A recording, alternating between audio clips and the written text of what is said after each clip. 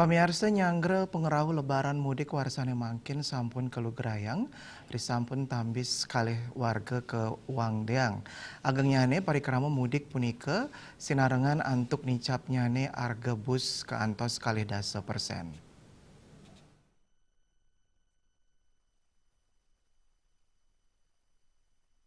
Ketua DPD Organisasi Angkutan Darat utawi Organda Bali, Iketut Edi Dharma Putra Mausang, nincap nyani arga bus sampun katah memargi. Pitung rahina sedurung lebaran miwah pitung rahina risampun lebaran. Nyanggere lebaran warsa dimangkin, paikatan dani sampun nyiagayang sangangatus bus angkutan kota antar provinsi utawi akap.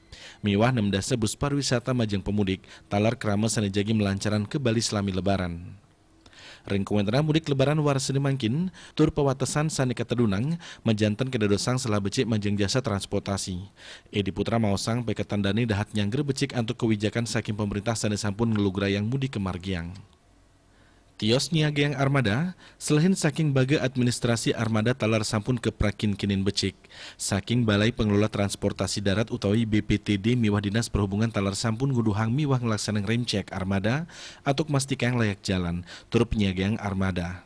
Paikatan dani talar narkayang, galah puncak ramia pemudik memargi ring tanggal 12 kantos 13 April warse kali likur. Edi ngaptiang, majeng para pemudik sani pacang melancaran patut niagang surat bukti vaksinasi booster.